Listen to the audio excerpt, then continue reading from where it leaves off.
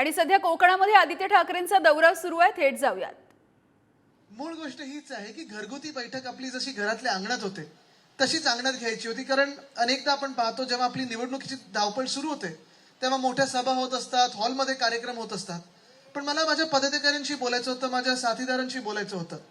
आणि इथे मला वाटतं तर बसलेलेच सगळे, कारण आम्ही मुद्दामून भास्कर जाधव साहेब तुम्हाला बोलायला दिलं, कारण आता येतं अधिवेशन आहे, त्याच्यात थोडं गरम करतो तुम्हाला आम्ही. कारण हे उभे राहिले की समोरचे गप्प बसतात. आणि इथे जे उभे होते, जे तुमचं ऐकत नव्हते, त्यांना लगेच तो प्रसंग आठवला. तुम्ही बस बस सांगितलं, ऐकलं नाही आणि सस्पेंड करून टाकलं तुम्ही 12 लोकांना, तर म्हणून सगळे बसले. पण असो, हे जे अधिवेशन असणार आहे, आता मला वाटतं राजनजी, आपण सगळे, सुनीलजी, आपण सगळे जे अधिवेशनाला सामोरे जाणार आहोत, तुम्ही लिहून घ्या, हे खोके सरकारचं शेवटचं अधिवेशन असणार आहे. विरोधी पक्ष म्हणून आपलं शेवटचं अधिवेशन असणार आहे. आणि 2024ला परिवर्तन केंद्रात आणि आपल्या राज्यात घडवणार म्हणजे घडवणारच, ही शपथ आपण घेऊन बाहेर पडलेलं. कारण एकंदर आज जे काही आपण करत आहोत, आजच्या निवडणुकीच्या पार्श्वभूमीवर आपण ही जी बैठक घेतलेली आहे ही आपली, तसं बघायला गेलं तर विधान परिषदेची निवडणूक आहे. अनेक वेळा आपल्याला वाटतं अरे विधान परिषद म्हणजे आपलं काय देणं घेणं असतं, लोकांचं काय देणं घेणं असतं. पण तसं नाही, विधान परिषद देखील तेवढीच महत्वाची असते. कारण तिथे देखील आपल्याला बोलायला, विषय मांडायचं एक वेगळी संधी असते.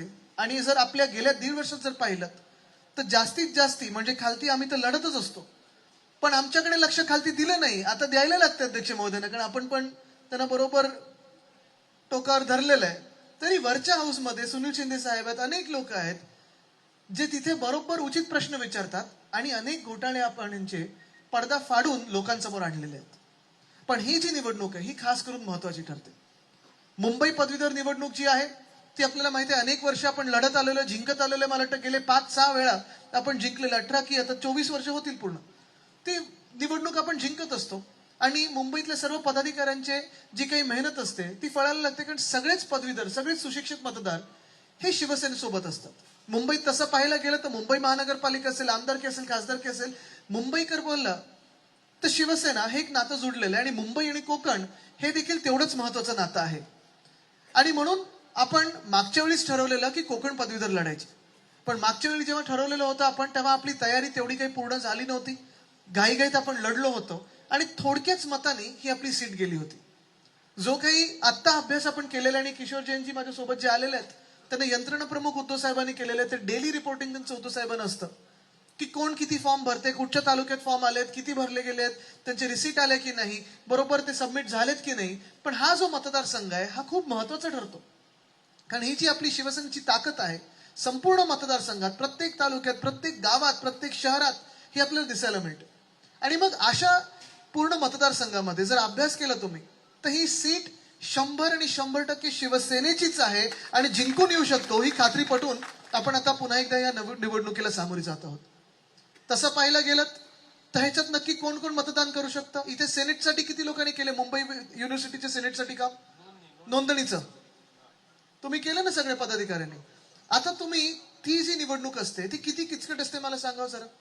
काय काय भरायला लागतं त्याच्यात. मुंबई विद्यापीठाचेच तुम्ही पदवीधर असायला पाहिजे, कॉन्व्होकेशन सर्टिफिकेट असायलाच पाहिजे, बरोबर. ह्या 2 अटी असल्यानंतर मतदानाच्या वेळी पहिल्या 5 जे असतात त्याला आपण प्रेफरन्शियल वोटिंग टाकतो. म्हणजे 1 नंबर कोण, 2 नंबर कोण, 3 नंबर, 4 नंबर, 5 नंबर. आणि प्रत्येक विधानसभेत आपण मागच्या वेळी देखील वेगळ्या वेगळ्या प्रेफरन्स दिलेला. पण कौतुक ह्या गोष्टीचं आहे की 2010ला पण आणि 15ला पण दोन्ही वेळा जेव्हा आपण ह्या निवडणुका लढलो तेव्हा बरोबर जसं दिलेलं प्रेफरन्स तसं झालं. पहिल्यांदा आपण 10 पैकी 8 सीट जिंकलेलो, मागच्या वेळी 10 पैकी 10 जिंकलो. हे तुमचं सगळ्यांचं श्रेय, ही तुमची ताकद आहे. कलाकारी ही सगळी तुम्ही केलेली आहे. कारण बरोबर तिथे जाऊन मतदाराला सांगणं की हे असं वोटिंग करायला पाहिजे, ह्या लोकांना असं नंबर टाकायला पाहिजे, असं वोटिंग होतं त्याचं. म्हणजे अनेकदा आम्ही आमदार असून आमची मतं प्रेफरन्समध्ये बाद होतात, कारण आम्ही चुकीचं करतो, कधी बाहेर लिहितो, कधी चुकीचा आकडा काढतो. पण जनता जनार्दनाकडे जाऊन तुम्ही हे सगळं नीट करून घेता, हे खूप मोठी गोष्ट आहे. मग तसं पाहायला गेलं तर ती तर फार किचकट निवडणूक झाली. ही निवडणूक जी आहे कोकण पदवीधरची ही फार सोपी आहे. जगात तुम्ही कुठेही पदवी तुम्हाला मिळाली असेल, कुठच्याही युनिव्हर्सिटीमधून तुम्हाला डिप्लोमा असेल, ग्रॅज्युएशन सर्टिफिकेट असेल, डिग्री मिळाली असेल, डॉक्टर असेल. आपल्या मुंबई विद्यापीठाच्या पदवीधर सेनेटमध्ये डॉक्टर चालत नाही, ह्याच्यात डॉक्टर चालतात, लॉयर चालतात. जे काही असेल तुम्ही ह्याच्यात मतदान करू शकता. माझी तुम्हाला विनंती एवढ्यासाठीच राहील की आपण प्रत्येकाने मेहनत तर घेतलेलीच आहे. मी बघतोय मागच्या टप्प्यात पण प्रत्येक जणांनी मेहनत केली आहे, प्रयत्न केलेले आहेत. पण कालपासून जो टप्पा सुरू झालाय तो 9 डिसेंबर पर्यंत. आणि ह्या टप्प्यामध्ये जर आपण पाहायला गेलं तर हा टप्पा फार महत्वाचा राहतो, कारण जी गरुड झेप आपल्याला घ्यायची आहे ती आपण ह्या टप्प्यात घेऊ शकतो. ज्यांनी 500 फॉर्म भरलेले आहेत त्यांनी 1000 पर्यंत कसे पोचाल ह्याचा विचार करा, कारण त्याच्यात तुमची ती क्षमता दिसते. ज्यांनी 300 भरले असतील ते 400 पर्यंत कसे पोचतात तो विचार करा. ज्यांनी 50 भरले असतील, खोके नाही फॉर्म, त्यांनी 100 पर्यंत भरायचा प्रयत्न करा. आणि ज्यांनी अजून 0 भरले असतील त्यांनी थोडा विचार करायला पाहिजे की पदाधिकारी म्हणून आपण स्वतःचा फॉर्म भरू शकत नाही. आपल्या घरात कोण ना कोण पदवीधर असतं त्याचा फॉर्म भरू शकलो नाही आपण. आजूबाजूच्या वस्त्यांमध्ये, आजूबाजूच्या पाड्यांवर, आजूबाजूच्या वाड्यांवर आपण गेलो नाहीये. हा विचार जर केला तर आपल्या घरात, आपल्या व्हॉट्सअपच्या लिस्टमध्ये, फेसबुकच्या लिस्टमध्ये, इथे व्हॉट्सअप किती लोकांकडे? 100% लोकांकडे आहे ना. असं कोण आहे का व्हॉट्सअप नाही कोणाकडे? फेसबुकवर किती लोक आहेत? सगळेच ना. त्याच्यात तुम्ही पहा की तुम्हाला कोण त्याच्यात पदवीधर वाटतोय. आणि जर पदवीधर वाटत असेल आणि आपलाच मतदार असला तर आणि दुसऱ्यांचे करू नका. नाहीतर तुम्ही मला आम्ही घेऊन गेलो साहेब त्यांना मतदानाला, बस भरून घेऊन गेलो, पण त्यांनी दुसऱ्यांना मतदान केलं. असं नको. आपल्याला आपले जे हमखास मतदार असतील, जे तुमच्या ओळखीतले असतील, त्यांची नोंदणी करून घेणं गरजेचं आहे. कारण आज तुम्ही बघा, जे मी सतत सांगत आहे ना की आपली जे काही वातावरण एक बनलेलं आहे, देशभरात जे वातावरण आहे, महाराष्ट्रात जे वातावरण आहे, उद्धव साहेबांबद्दल एक वेगळी क्रेज आहे, आकर्षण आहे, एक वेगळं काय सांगू शकतो, आवड निर्माण झालेली आहे की तुम्ही काम कसं केलं. पण हे सगळं होत असताना जे वातावरण आहे ते 100% आपलं सरकार येणार म्हणजे येणार असं वातावरण सगळीकडे बनलेलं आहे. आपलं बहुमत येणारच. महाविकास आघाडी म्हणून, शिवसेना उद्धव बाळासाहेब ठाकरे पक्ष म्हणून येणारी विधानसभा ही आपण जिंकणार. आणि जे मी सतत बोलत आलोय की 2024 हे आपलं वर्ष आहे, लोकसभेत पण आणि विधानसभेत पण हे आपण घडवून दाखवायचं आहे. पण नुसतं तिथे लोकसभेत आणि विधानसभेत तिथेच बहुमत मिळून चालणार नाही. आपल्याला जशी राज्यसभा महत्वाची आहे तसं विधान परिषदेतली देखील प्रत्येक सीट महत्वाची आहे. आणि प्रत्येक सीटसाठी प्रत्येक मत, ते कुठची ऍड होती, हर एक फ्रेंड जरुरी होत आहे, ते एअरटेलची होती मला वाटतं. आता एअरटेल आहे की नाही मला माहित नाही, पण आपण तर आहोत. आणि आपल्याला प्रत्येक मत गरजेचं आहे, कारण प्रत्येक मताचं एक ताकद असते. प्रत्येक मत इतिहास घडू शकतो. आणि ह्या मतातून, तुमच्या मतातून जेव्हा विधान परिषदेत मत जातं, जेव्हा आपला आमदार बनतो, महत्वाच्या विषयांवर आपल्याला चर्चा करता येते, विषय घेता येतात, जनहिताचे विषय मांडता येतात. कारण येणारे जे सरकार आहे, आपल्याला महाराष्ट्र हा पुन्हा एकदा जे काही या गेल्या 1.5 वर्षात घडलेलं आहे ते इरेज करून, ते खोडून आपल्याला पुन्हा एकदा सुवर्णाक्षरात लिहायचंय. आपण आठवण, आपला जो महाविकास आघाडीचा काळ होता, जे आता आपण सांगत होतात वशिष्ठी नदीसाठी असेल, इथे मी पण आलेलो एकदा दोनदा जेव्हा पूर आलेला, आणि प्रत्येक वर्षी आम्ही पाहायचो पूर येतो. आमच्या मुंबईत देखील हिंदमाताच्या तिथे, आपल्या तिथे पूर यायचा, तो आपण पूरमुक्त पूर्ण भाग करून टाकलेला आहे.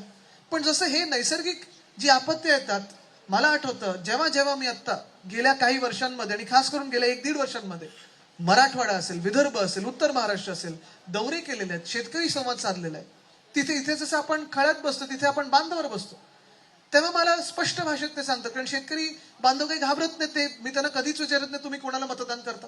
मी त्यांना एवढंच विचारतो, तुमचं जे नुकसान झालेलं आहे मदत काही आली का? जे तुम्ही पीक विमा भरला होता, मदत काही आली का? ते विम्याचे पैसे तुमच्याकडे आले का नुकसान झाल्यानंतर? जे अवकाळी पाऊस पडला, जी गारपीट झाली, जो दुष्काळ आला, सुखा दुष्काळ, ओला दुष्काळ दोन्ही, ह्याच्यातून तुम्हाला मदत झाली का? कारण असं झालं की मागच्या वर्षी जिथे जिथे मी दुष्काळासाठी गेलेलो, यावेळी अवकाळी पावसासाठी गेलो, काही ठिकाणी गारपीट झाली. आणि मला ते एवढंच सांगतात, उद्धव ठाकरेंनी दिलेली आम्हाला कर्जमुक्ती आमच्यापर्यंत पोहोचली, त्यांनी दिलेली मदत पोहोचली, पण ह्या सरकारने पंचनामे केल्याशिवाय दुसरं काही केलं नाही. बरं, पंचनामे पण कसे? काही काही ठिकाणी सांगतात जिओ टॅगिंग करा, 24 तासात आम्हाला फोटो पाठवा, अमुक करा, तमुक करा. जिथे नेटवर्क नाहीये साधं फोनला, तुम्ही त्यांच्याकडून काय अपेक्षा करता? पण एक पहा, तुम्ही कृषी क्षेत्र कोलमडलेलं आहे. काल पण मी ऐकत होतो, जे बागायतदार आहेत त्यांना पण विम्याचे पैसे अजून मिळालेले नाही वाटतं तळ कोकणात. ही अशी परिस्थिती जर आपल्या महाराष्ट्राची असेल तर उद्या शेतीत पुढची पिढी कोण टाकणार? जेव्हा मी प्रश्न विचारतो, एक सुद्धा हात वरती येत नाही मला. बरं, शेतीत नाही कोणाला पुढे यायचंय तर मग सहसा जाणार कुठे? शहराकडे. शहराकडे गेल्यानंतर साधी गोष्ट आहे, शिक्षण झाल्यानंतर तुम्हाला रोजगार तर हातात पाहिजे, काहीतरी नोकरी पाहिजे. पण गेल्या 1.5 वर्षामध्ये मला वाटतं ह्याच पट्ट्यात पुढे जे उद्योग मंत्री आहेत, तुम्ही मला सांगा, एकही उद्योग नवा महाराष्ट्रात आलाय का? एक सुद्धा एफडीआय म्हणजे फॉरेन डायरेक्ट इन्व्हेस्टमेंट आली आहे का? डॅव्होसला 24 तासात त्यांनी 40 कोटीची उधळपट्टी केली, पण एक सुद्धा नवा उद्योग आपल्या राज्यात आला नाही. जे होते ते पलीकडे गेले. वेदांता फॉक्सकॉन गेला गुजरातला, एअरबस टाटा गेले गुजरातला, medical device park Gujarat, bulk drug park Gujarat, world कपची फायनल पण गुजरातला नेली त्यांनी. त्यांच्या स्वतःच्या मतदारसंघातली जेके फाईल कंपनी बंद झाली, भारती शिपयार्ड कंपनी बंद झाली. बरोबर आहे की नाही? हे मला त्यांनी काल सांगितलं. आणि काल मी रत्नागिरीत विचारलं रस्ते का खराब आहेत, ते म्हणले साहेब डांबर कुठेतरी गायब झालेलं आहे. तो मला अजून काही प्रकार कळला नाहीये, पण आता समजून घेतोय थोडं थोडं. पण हे सगळी जी परिस्थिती आहे ही आपल्याला बदलणं गरजेचं आहे.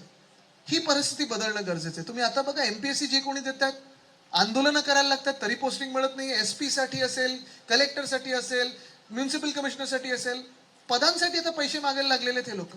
हे खोके सरकार, तुम्हाला सांगतो, हे 31 डिसेंबरचं शेवटची तारीख आहे. त्याच्यानंतर हे कोसळल्यानंतर जे जबाबदार सरकार आपल्याला बनवायचं, जे महाराष्ट्रप्रेमी सरकार आहे, महाराष्ट्राच्या जनतेचं सरकार आहे, तुमचं आमचं आपलं सरकार आहे, ते सरकार आपल्याला असं मजबूत करायचं आहे की लोकसभेत तर आहेच, पण विधानसभेत आणि विधान परिषदेत देखील आपल्याला आपले आमदार निवडून आणायचे. आणि म्हणून जास्ती वेळ न घेता मी पुन्हा एकदा आपल्या सर्वांना विनंती करीन, कारण आपण जशी आज ही बैठक घेतली तशी पुढची बैठक 9-10 तारखेला जेव्हा हा टप्पा संपेल तेव्हा एक पुन्हा एकदा पदाधिकाऱ्यांचा आढावा बैठक घेऊ आणि प्रत्येकाकडून जरा अंदाज घेऊ शकू की किती फॉर्म भरले, कारण मतदानाच्या दिवशी त्यांची परत जबाबदारी असेल त्यांना उतरवायची. मी आज आपल्याकडे आलो, मातोश्री तर आपल्या सर्वांचंच घर आहे आणि मातोश्रीला ती बैठक असेल, पण मी विनंती करीन पुन्हा एकदा की पुढचे 10 दिवस पूर्णपणे फोकस करून, पूर्णपणे जोर लावून आपल्याला ही नोंदणी जास्तीत जास्ती करून घ्यायची, कारण आपला आमदार आपल्याला पक्का करून घ्यायचा आहे. धन्यवाद. जय हिंद, जय महाराष्ट्र, वंदे मातरम.